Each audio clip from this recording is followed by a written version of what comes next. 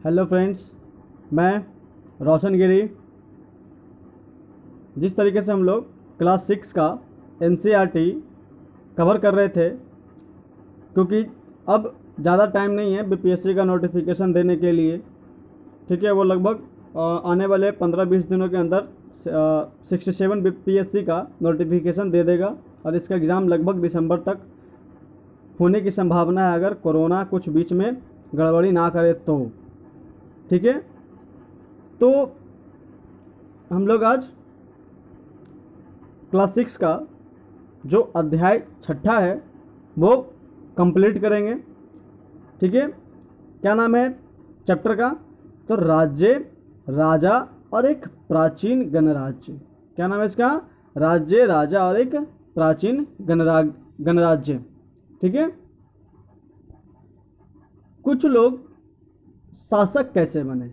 कुछ लोग शासक कैसे बने? ठीक है, सही बात है, शुरू से तो शासक नहीं ना रह रहा होगा। ठीक है, तो इसकी भी एक इतिहास है। ठीक है, कि लगभग 50 वर्षों से हम अपने शासकों का चुनाव मतदान के जरिए करते आ रहे हैं, लेकिन बहुत पहले लोग शासक कैसे बनते थे, हमने अध्याय 5वां में यह पढ़ा था। कुछ राजा संभवतः जन यानी लोगों द्वारा, ठीक है, जन यानी लोगों द्वारा चुने जाते थे, परंतु करीब 3000 साल पहले राजा बनने की इस प्रक्रिया में कुछ परिवर्तन दिखाई दिए। कुछ लोग बड़े बड़े यज्ञों को आयोजित कर राजा के रूप में प्रतिष्ठित हो गए। सही बात है, आपने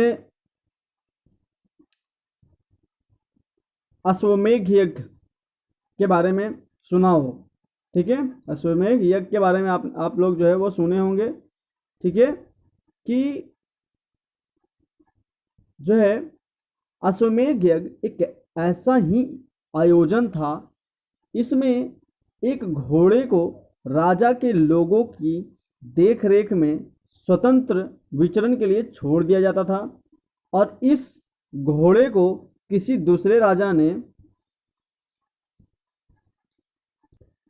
इस घोड़े को किसी दूसरे राजा ने रोका तो उसे वहां अश्वमेध यज्ञ करने वाले राजा से लड़ाई करनी पड़ती थी।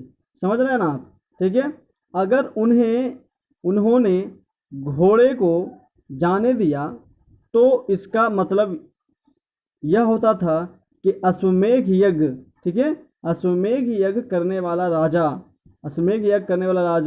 उनसे ज़्यादा शक्तिशाली होता था। इसके बाद उन राजाओं को यज्ञ में आमंत्रित किया जाता था। ठीक है, यह यज्ञ विशिष्ट पुरोहितों द्वारा संपन्न किया जाता था। मतलब यहाँ पर एक हम यूपीएससी के मेंस में, शायद यूपीएससी के पीटी में क्वेश्चन आ सकता है कि अश्वमेध यज्ञ जो है वो राजाओं के द्वारा होता था या फिर पुरोहितों के कहने पे अश्वमेध यज्ञ होता था। ठीक है, और इसके बाद दो ऑप्शन कॉम्प्लिकेटेड रहते हैं। ठीक है, तो एनसीईआरटी इसलिए महत्वपूर्ण हो जाता है क्लास 6 से लेकर 12 तक पढ़ना। ठीक है, ताकि आपको बारीक तरीके से नॉलेज हो। ठीक है, तो अब देखो आगे देखते हैं। इसके लिए उन्हें उपहारों से सम्मानित किया जाता था। अश्वमेध यज्ञ करने वाला राजा बहुत शक्तिशाली माना जाता था। यज्ञ में आमंत्रित सभी राजाओं के लिए उपहार लाते थे। ठीक है, इन सभी आयोजनों में राजा का मुख्य स्थान होता था राज सिंहासन या बाघ की खाल।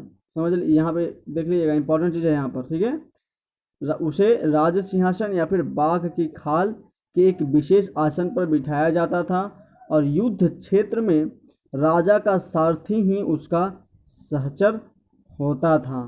ठीक है, कौन होता था? यज्ञ के अवसर पर वह राजा कि तथा विजयों तथा अन्य गुणों का गान करता था। राजा के सगे संबंधी, खासकर उसकी रानियां, पुत्रों को भी कई छोटे छोटे अनुष्ठान करने होते थे। अन्य सारे आमंत्रित राजाओं का काम सिर्फ बैठकर यज्ञ की पूरी प्रक्रिया को देखना भर था। ठीक है। राजा के ऊपर पुरोहित पवित्र जल से छिड़काव के साथ साथ अन्य कई अनुष्ठान करता था। विष अथवा वैश्य, ठीक है, विष अथवा वैश्य जैसे सामान्य लोग उपहार लाते थे, जिन्हें पुरोहित शूद्र मानते थे, उन्हें कई अनुष्ठानों में शामिल नहीं किया जाता था। मतलब शूद्र तो विष और वैश्य उपहार लाते थे, ठीक है, राजा को प्रसन्न करने के लिए, लेकिन पुरोहित जो है यानी पंडित जो है वो उन्हें शूद्र मानता था और उन्हें बहुत सारे जो अनुष्ठानें होती थी उनमें शामिल नहीं करने देता था। ठीक है।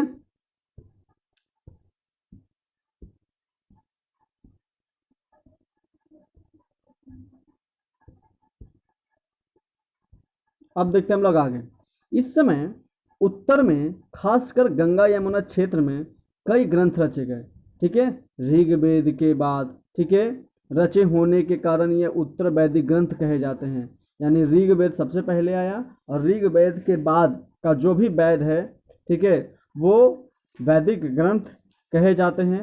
इनके अंतर्गत सामवेद, यजुर्वेद, अथर्ववेद, अन्य ग्रंथ शामिल हैं। पुरोहितों द्वारा रचित इन ग्रंथों में विभिन्न प्रकार के अनुष्ठान, ठीक है, उनके संपादन विधियां बताई गई। इन्हें सामाजिक नियमों के बारे में भी बताया गया है।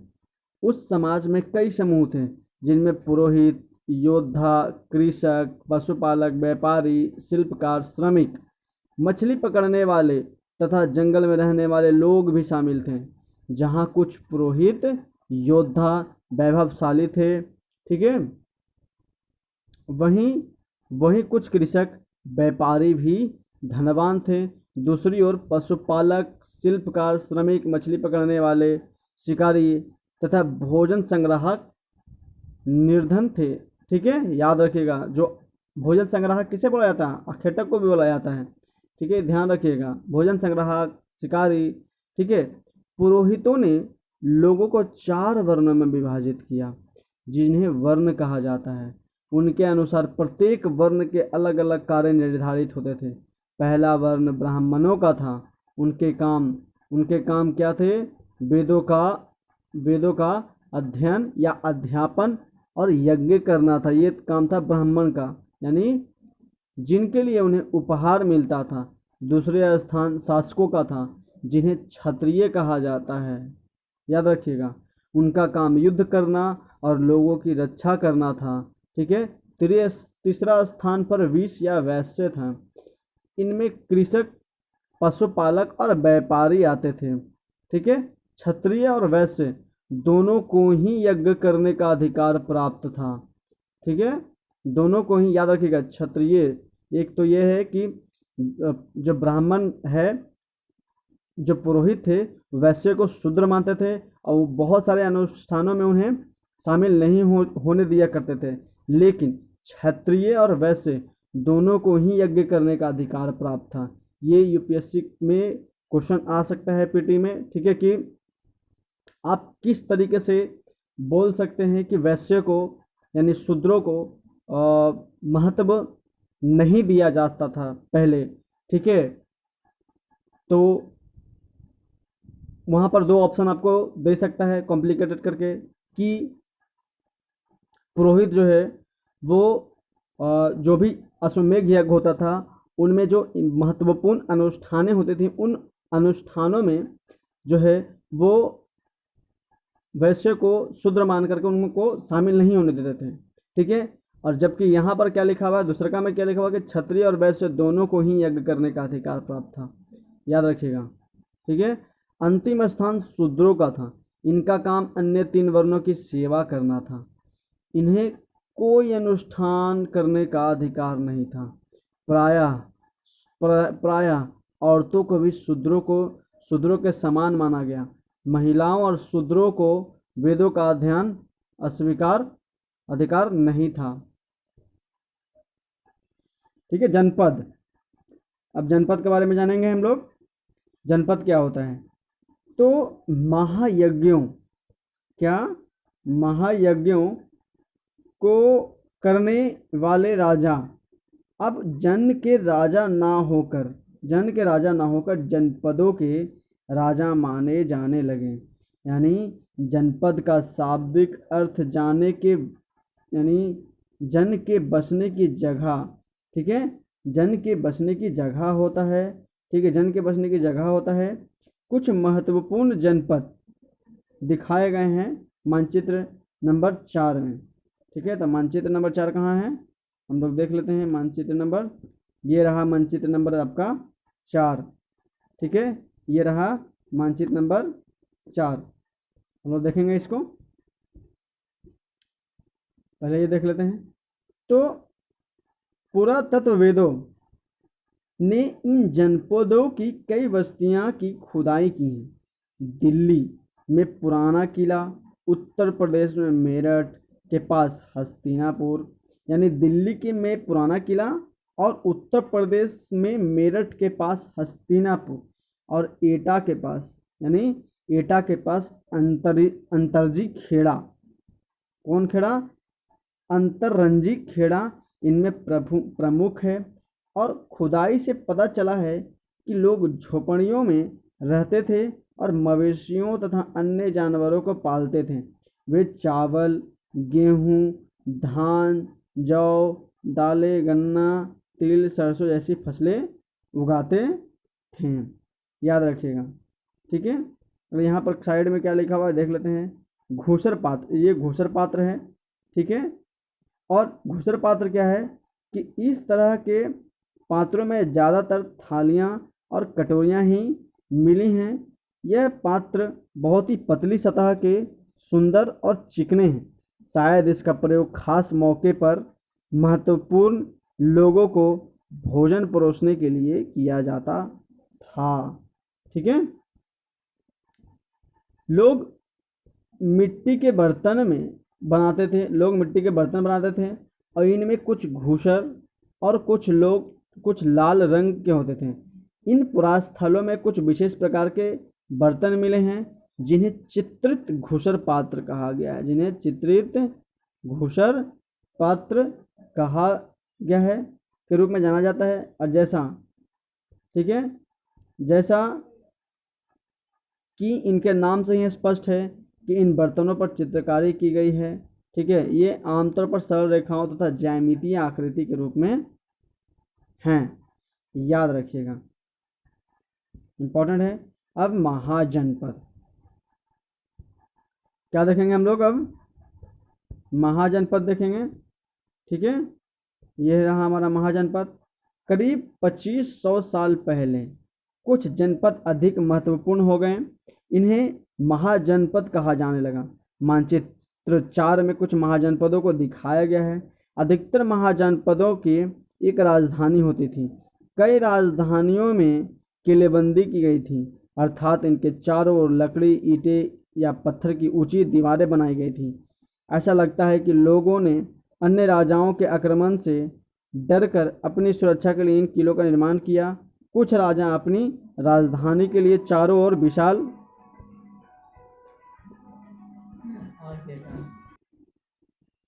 तो अधिकतर महाजनपदों की एक राजधानी होती थी। कई राजधानियां में किलेबंदी की गई थी, अर्थात इनके चारों ओर लकड़ी, ईंट या पत्थर की ऊंची दीवारें बनाई गई थी। ऐसा लगता है कि लोगों ने अन्य राजाओं से क्या था, आक्रमण से डरकर अपनी सुरक्षा के लिए इन किलों का निर्माण किया। कुछ राजा अपनी राजधानी के लिए चारों ओर विशाल, ऊंची और प्रभावशाली दीवारें खड़ी कर अपनी समृद्धि जो है वो और शक्ति का, ठीक है, और शक्ति का प्रदर्शन भी करते थे। इस तरह किले के अंदर रहने वाले लोगों और उस क्षेत्र पर नियंत्रण रखना भी सरल हो जाता था, और इस तरह की विशाल दीवारें बनाने के लिए व्यापक योजना की आवश्यकता होती थी। और लाखों की संख्या में ईंटें पत्थरों का इंतजाम करना पड़ता था। हजारों स्त्री पुरुषों तथा बच्चों ने इसके लिए अथक परिश्रम किया होगा। इनके लिए संसाधनों की आवश्यकता पड़ी होगी। ठीक है। अब राजा सेना रखने लगे थे। ठीक है। सिपाहियों को नियमित वेतन देकर पूरे साल रखा जाता था। कुछ भुगतान संभवतः आहत सिक्कों, ठीक है, और के रूप में होता था। इन सिक्कों के बारे में तुम अध्याय 9 में पढ़ोगे। ठीक है। अब हम लोग एक बार फिगर देख लेते हैं कि कौन सा फिगर था वो वाला, महाजनपद वाला फिगर देख लेते हैं हम यहाँ पर। ठीक है। थोड़ा सा इसको हम लोग जूम कर लेते हैं थोड़ा सा ज़्यादा, ताकि अच्छा से दिखे। ये हो गया हमारा, याद रखिएगा, काबुल। अभी काबुल राजधानी है वहाँ का, अफगानिस्तान का, याद रखिएगा। ठीक है। यहाँ पर आपका देख लीजिए तक्षशिला हो गया। ठीक है। ये हो गया सिंधु नदी, ठीक है, सतलुज नदी, और ये हो गया गंधार। ठीक है। गंधार हो गया, और ये हो गया तक्षशिला। ठीक है। कुरु यहाँ पर हो गया, हस्तिनापुर, पांचाल, ठीक है, कौशल, ठीक है, वैशाली, ठीक है, यहाँ पर कौशाम्बी हो गया। फिर आप देख सकते हैं यहाँ पर मगध हो गया। ठीक है। जहाँ के ये थे अशोक थे, चंद्रगुप्त मौर्य थे, बिंबिसार थे। फिर हो गया ये अवंती, उज्जैन, नर्मदा नदी और ताप्ती नदी के पास में। ठीक है। ब्रह्मपुत्र नदी, गंगा नदी, सब देख लीजिएगा। ठीक है। ये हो गया जो बड़े बड़े महाजनपद थे। ठीक है। उन सब का एरिया यही था। ठीक है। अब याद रखिएगा। ठीक है। हम लोग नीचे चलते हैं। देख रहे हैं ना बिल्कुल किस तरीके से बनाया जाता था पुल। ठीक है। कितना पैसे परिश्रम से बना था ये सब। ठीक है। और किलेबंदी किया जाता था। ठीक है। ये सब हो गया आपका, देख लीजिएगा। बड़ी बड़ी दीवारें बनाई जाती थी। अब कर, ठीक है, कर के बारे में जानेंगे हम लोग थोड़ा सा। ठीक है। महाजनपद के राजा विशाल किले बनवाते थे और बड़ी सेना रखते थे, इसलिए उन्हें प्रचुर संसाधनों की आवश्यकता होती थी। इसके लिए उन्हें कर्मचारियों की भी आवश्यकता होती थी। अतः महाजनपदों के राजा लोग द्वारा समय समय पर लाए गए उपहारों पर निर्भर ना रहकर अब नियमित रूप से कर वसूलने लगे। मतलब समझ रहे हैं ना कि पहले क्या होता था कि महाजनपदों के जो राजा थे वो समय समय पर उपहारों पर निर्भर रहा करते थे। ठीक है। लेकिन अब धीरे धीरे क्या होने लगा कि जो महाजनपद के लोग हैं वो धीरे धीरे अब कर वसूलने लगे। यानी जो वहाँ के जनता थे, महाजनपद के जो जनता थे, उनसे टैक्स वसूला जाने लगा। और जो लोग उनके राज्य में आकर व्यापार करते थे उनसे भी टैक्स वसूलने लगा। ठीक है। तो इस तरीके से कर जो है अब व्यवसाय में कर वसूला जाने लगा। ठीक है। याद रखिएगा। अब कौन कौन से कर था ये देख लीजिए आप। ठीक है। फिर से देख लेते हैं हम लोग। ठीक है। फसलों पर लगाए गए कर सबसे महत्वपूर्ण थे, क्योंकि अधिकांश लोग कृषक ही थे। उसमें सही बात है। प्रायः उपज का 1/6 हिस्सा कर के रूप में निर्धारित किया जाता था, जिसे भाग कहा जाता था। और कारीगरों के ऊपर भी कर लगाया गया, जो प्रायः श्रम के रूप में चुकाए जाते थे। जैसे कि एक बुनकर, लोहार, सुनार को राजा के लिए महीने में 1 दिन काम करना पड़ता था। ठीक है। पशुपालकों और जानवरों या उनके उत्पाद के रूप में कर देना पड़ता था। ठीक है। व्यापारियों को सामान खरीदने बेचने पर भी कर देना पड़ता था। और आखेटक तथा संग्राहकों को जंगल से प्राप्त वस्तुएं भी देना होता था। याद रखिएगा।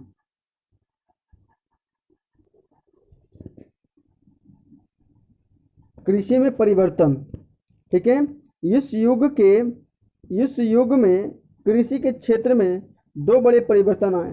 हल के फाल अब लोहे के बनने लगे। अब कठोर जमीन को लकड़ी के फाल की तुलना में लोहे के फाल से आसानी से जोता जा सकता था, इसलिए फसलों की उपज बढ़ गई।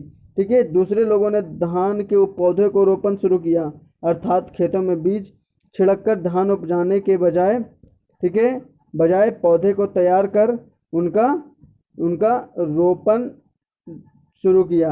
अब पहले की तुलना में बहुत ज़्यादा पौधे जीवित रह जाते थे, इसलिए पैदावार भी ज़्यादा होने लगी।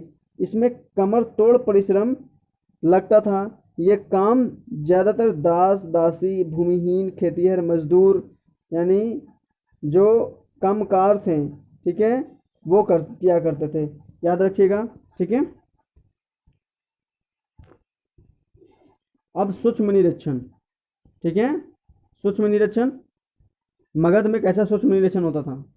तो मगध को तो हम लोग देख ही लिए थे, ठीक है, गंगा नदी के आसपास मगध था, ठीक है। तो लगभग 200 साल के भीतर मगध सबसे महत्वपूर्ण जनपद बन गया। गंगा और सोन जैसी नदियां मगध से होकर बहती थी। ये यातायात, जल वितरण, जमीन को उपजाऊ बनाने के लिए बहुत महत्वपूर्ण थी। मगध का एक हिस्सा जंगलों से भरा था। इन जंगलों में रहने वाले हाथियों को पकड़कर उन्हें प्रशिक्षित किया कर सेना के काम में लगाया जाता था। यही नहीं, जंगलों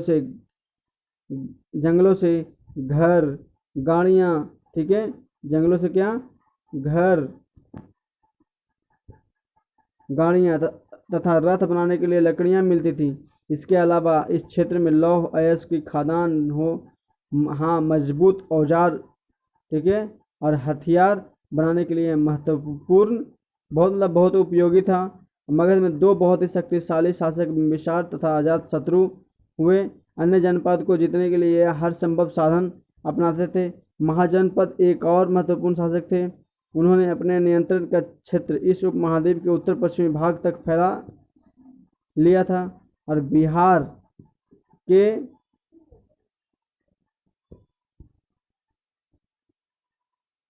ठीक है, बिहार के राजगृह में, यानी आधुनिक राजगृह में कई सालों तक मगध की राजधानी बनी रही। बाद में पाटलिपुत्र, यानी आज के पटना का राजधानी बनाया गया, ठीक है। अब 2300 साल पहले की बात है कि मेसिडोनिया, यानी मेसिडोनिया का राजा सिकंदर विश्व विजय करना चाहता था। पूरी तरह सफल न होने पर वह मिस्र और पश्चिम एशिया के कुछ राज्यों को जीतता हुआ भारतीय उपमहाद्वीप में ब्यास नदी के किनारे तक पहुंच गया। जब उसने मगध की ओर कूच करना चाहा तो उसके सिपाहियों ने इनकार कर दिया। वे इस बात से भयभीत थे कि भारत के शासकों के पास पैदल, रथ और हाथियों की बहुत बड़ी सेना थी, ठीक है, ये याद रखिएगा।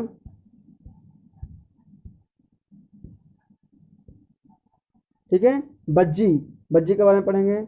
जैसा कि तुमने वज्जी, ठीक है, वज्जी,